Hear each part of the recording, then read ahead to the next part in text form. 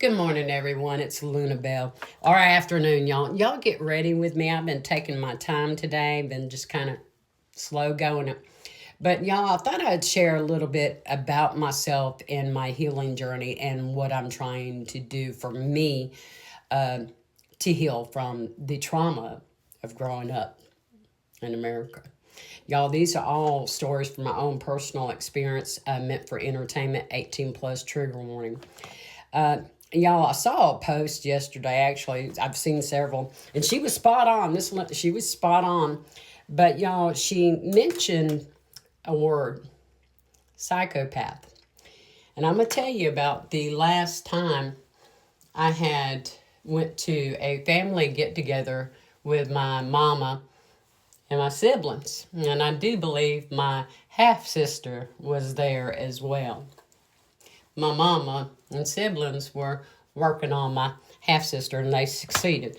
But anyhow, the argument that was going on between my mama and the sister, the sibling that had, well, it wasn't an affair. She slept with all her siblings, boyfriends, spouses, it didn't matter. Mama, anyhow. The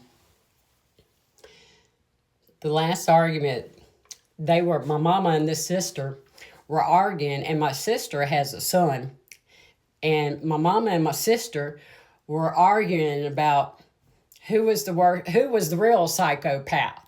And I was like, y'all are arguing about both of yourselves and her son, but you're all three psychopaths. Now, I don't diagnose or anything. I just survived it. Y'all, growing up, my mama, I tell y'all that she has Munchausen by proxy, and she does, with all the tendencies.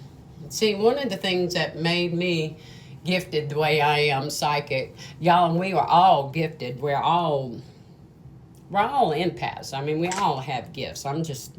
That's just my opinion. But y'all, my mama was, not only did she essay her own children, she also trafficked them. She was also into recreational fun stuff, adult recreational bullshit, the addictive kind of bullshit that she would incorporate into the things that she did. She would bring company home just for the enjoyment of what was inflicted. Okay? Now, that being said, this traveled on to the sibling above me. She was the one my mama would, it was basically like a fight club. There was five of us kids and you had to fight to survive. Even with adults, it didn't matter. But one of the earliest memories I have is the NDEs I've experienced. Multiple, okay? With my mama. Especially with water and wire brushes. Oops, damn it, I did not mean to break that. Damn. Anyhow, afterwards she'd put you in the tub and whatnot.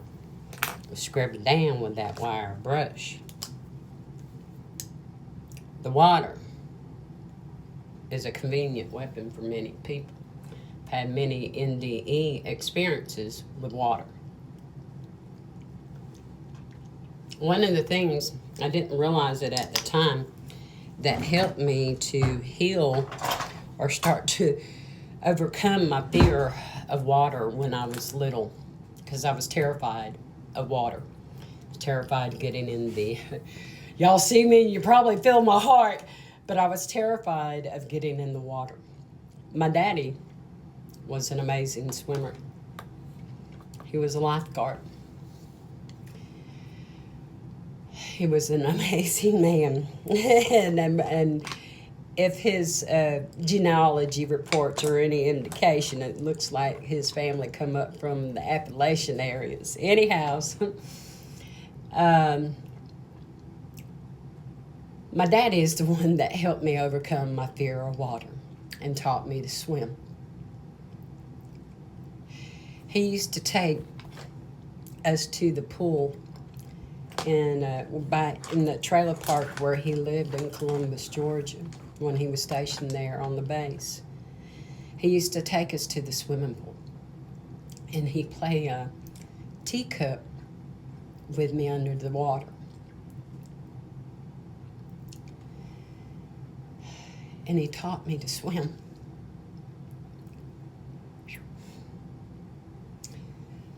He taught me to go under the water and hold my breath. My daddy taught me to survive. My mama. 545 when I said that. That was one of the numbers we used to call in Columbus for her job on the base. 545. Anyhow, years later, my husband was a diver. He learned to dive out in the Kwajalein Islands from the shore. He wanted us to go diving, and I had to learn how to dive. It was learning how to dive out in the Gulf of Mexico that also helped me overcome my fears. There have been so many people in my life that have helped me that I did not realize it now before. But y'all, there were so many people that helped me that I did not realize it. Like my daddy, or there are memories of my late husband now. I think I understand more of some of the things he taught me.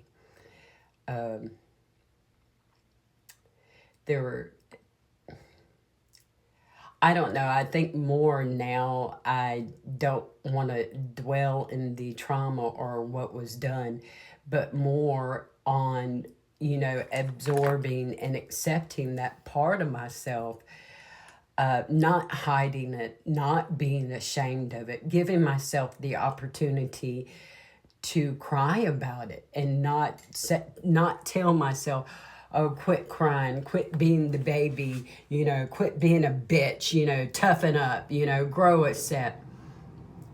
I tell myself it's okay to cry. It's okay to let it out. It's okay to express the anger.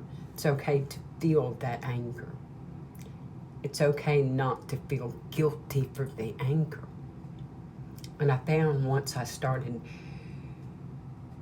allowing myself to let go of the old programs, the old mental bullshit and abusive behaviors and programming of others, even myself, that I even did with my own children later. I'm breaking those cycles now.